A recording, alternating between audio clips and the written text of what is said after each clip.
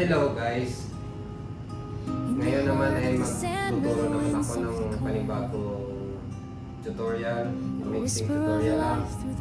Party dito sa ating printer, lalo na dito sa part na ito dahil ito'y pinakamahalaga rin na masasabi ko dahil ito yung kumukuha ng mga papel natin, yung kung sa mga large format ng mga media natin. So ito dito sa printer is meron din na pick up roller na tinatawag. So guys, ito kung halimbawa na-encounter nyo ito na hindi na pick up yung papel nyo, ito yung dahilan niya. Sasabihin ko sa inyo, tapos kung paano ko rin minsan sinusolusyonan hanggat maaari. Ito yun guys, tuturo sa inyo.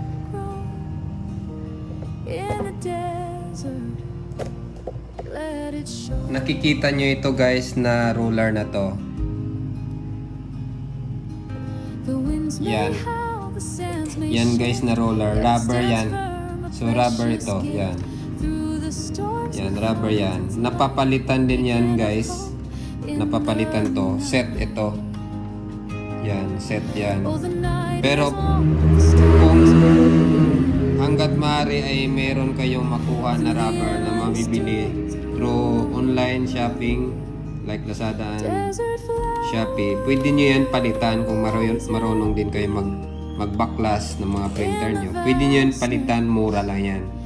So yan ang nagiging dahilan minsan guys na hindi na-pick up yung roller, yung papel nyo. Dahil yan ay pudpud. Napupudpud kasi yan guys eh.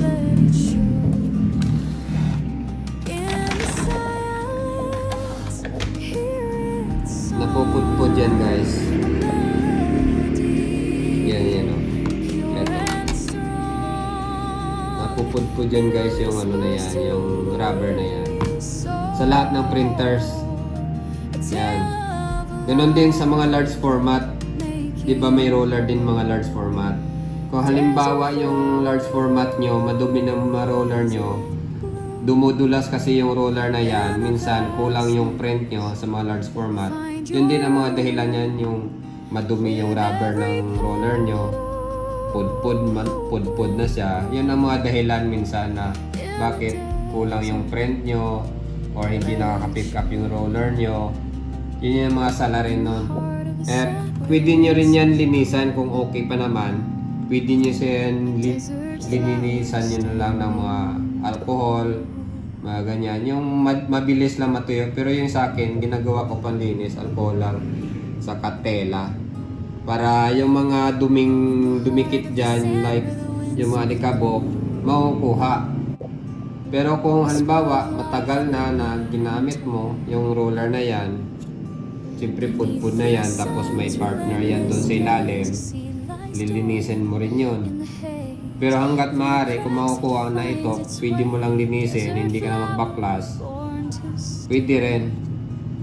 Pero minsan, hindi na nadadala ito sa linis kasi yung sa ilalim na partner niya na roller, pudpud na rin at saka pudpud din ito. So kailangan mo talaga palitan na rin ng buo. Yun lang guys.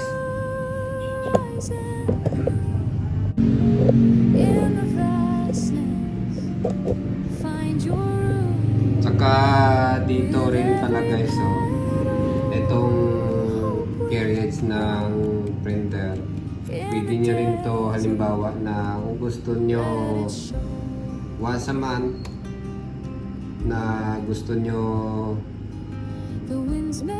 ibabad yung head nyo, dapat may cleaning solution kayo na yung ganito. Yan. Para yung yung mga excess ink na tumigas dito sa print head nyo, matutunaw kahit konti yung dito. Ang ginagawa ko niyan dito, halimbawa i-on ko, i-switch on ko.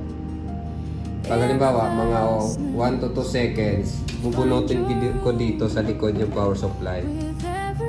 Dito, sa likod yung power supply. Bubunutin ko yan.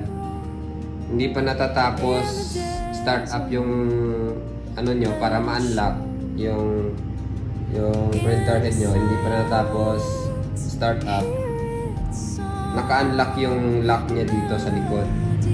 So pwede nyo yan siya galawin. Dito sa akin hindi siya magalaw. So kailangan nyo yan na halimbawa kung alam nyo, tutusukin nyo lang dito.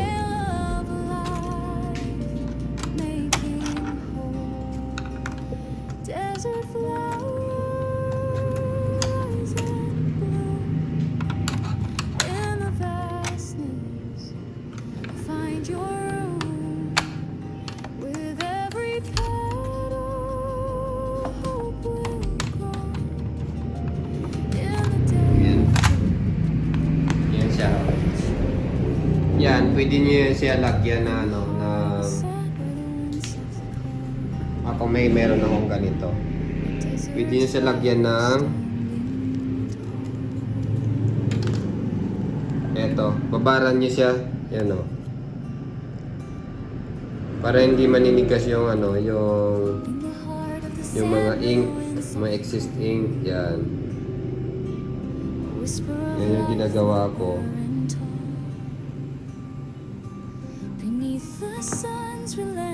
Tapos, balik mo lang to, yan. Balik mo lang, tapos, mga 5 minutes. Yan guys, ang isa sa mga tips ko para na yung printer head mo, malagaan mo. Maintenance kasi ang tinatawag dyan eh. Yung printer head mo, kahit pa paano, sa tagal mo ginagamit araw-araw, estimate mo na lang, bawa kung 1 month dami mo rin, kahit mag twice a month ka na lang, 15, 30, mga ganon, babaran mo yan yung ano mo, yung print head mo. Then cleaning ka ulit, yan. Cleaning ka ng cleaning, then nozzle check para listen mo na mag-plug yung head mo, yan. Tapos yung ito guys, nakikita nyo ba yung guide na yan, yung bakal na yan? Kailangan nyo rin lagyan niya ng konting ano, yung grease or yung ano, yung magandang grasa dyan is kahit konti lang, or yung silicone grease. Ang silicone grease kasi is matibay sa init eh, in the long run. Kunting-kunti lang, papahiran mo lang para dumulas. Para yung gano'n ng print head mo is parang suwabe rin yung tinatawag. Madulas siya, hindi siya yung persahan talaga, yan. Yan, parang suwabe rin pag gumalaw yung print head mo. Kunting-kunti lang talaga, yan. Yung part na yan. Kita mo may kunting grasa din siya. Nilalagyan talaga yan. Kasama yan sa maintenance para mapaganda yung takbo lagi ng mga printer. Kahit sa mga large format, ganun din. May tamang nilalagay na grasa dyan. Para dyan. So, kung wala naman, yung grasa lang, yung kahit punasan mo lang para dumulas lang. Wag lang yung oil tapos ingatan, yun lang na masyadong marami kasi baka pumunta dito sa mga roller nyo. Yung mga roller nyo, mahirap tanggalin yung mga oil or grasa na ilalagay nyo. Kaya yung konting-konti lang talaga yung paglagay. Ingatan nyo lang na mapunta dito sa mga roller nyo. Yung mga roller nyo. Kasi bumabakat yan sa print pag natulo yung oil or yung mga grasa dyan. Pwede nyo takpan yan kung maglalagay kayo. Takpan. So, yun lang guys. Yung mga isa pa sa mga tips ko sa inyo para maalagaan nyo ng maayos yung mga printer nyo. Importante rin kasi yung mga maintenance natin sa mga printer natin.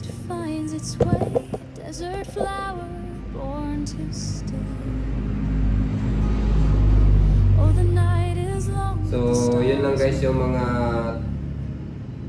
simple tips lang natin or tutorial sa printer natin. So, hope sana makatulong rin sa inyo yung mga ganong information or turo sa inyo. So kung halimbawa na may mga problema na rin kayo sa mga printer nyo, hindi na makukuha sa maintenance, kailangan ninyo talaga i-replace yun.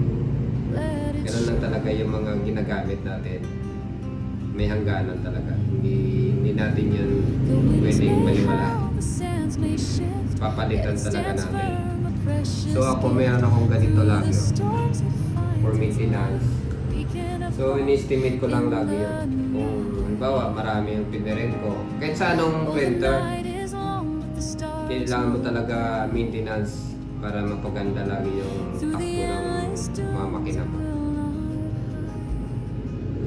So dito naman, kahit sa mga large format na yun ang mga naayos ko, ganun din. Halos etong printer pinalaki lang kasi yung mga large format na tinatawag.